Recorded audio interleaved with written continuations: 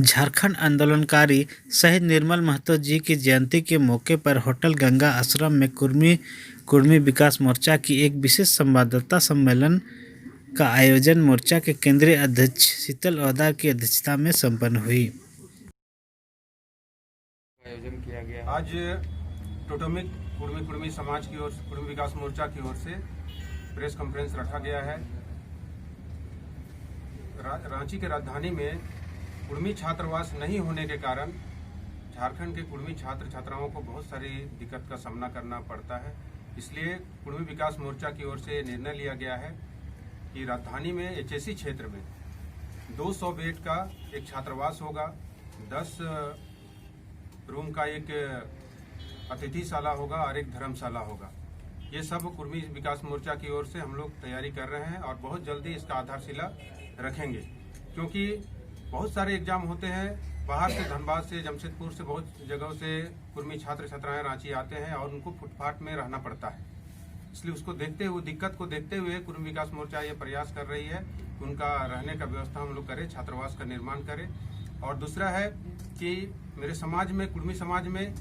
IAS IPS का कमी है और उसको देखते हुए हम लोग दिल्ली में हर एक बैच में 15 बच्चों को हम लोग दिल्ली में रख के UPSC का तैयारी करवाएंगे और ये जो कमी है कुर्मी समाज में IAS IPS का, इसको हम लोग पूरा करने का काम करेंगे। और तीसरा पॉइंट है कि हमारे समाज में दहेज एक बहुत तेजी से बढ़ते जा रहा है और उसको हम लोग चाहते हैं कुर्मी विकास मोर्चा की ओर से कि उसको खत्म किया जाए। और यह निर्णय लिया गया है समाज की ओर से कि जो भी व्यक्ति पैसा का लेन देन करके अपना अगर लड़का का शादी करता है तो ऐसे व्यक्ति को कुर्मी समाज की ओर से सामाजिक बहिष्कार किया जाएगा।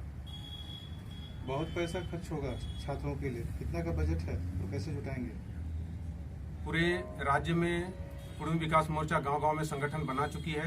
बजट का कमी नहीं होगा। सभी लोग, एक महिला पुरुष तैयार है अपना छात्रावास बनाने के लिए। ये बहुत दुख की बात है कि हमारे समाज के लोग पावर में तो थे, लेकिन जो मूलभूत सुविधा होना चाहिए छात्र छात्राओं का लिए, और या बाहर से जो लोग आते हैं RMCH चाहे और भी बहुत सारा हॉस्पिटल आते हैं इलाज करवाने के लिए, और एक रहने का व्यवस्था नहीं हो पाता है, लोगों को होटल में रहना पड़ता है या फिर रातों रात घर वापस जाना पड़ता है। ये सभी को देखते हुए हम लोग पूरे राज्य में इसका बात बहुत दिन से चर्चा चल रहा था इसका कि इसको किया जाए, और एक लास्ट निर्णय आया है कि 200 बेड का एक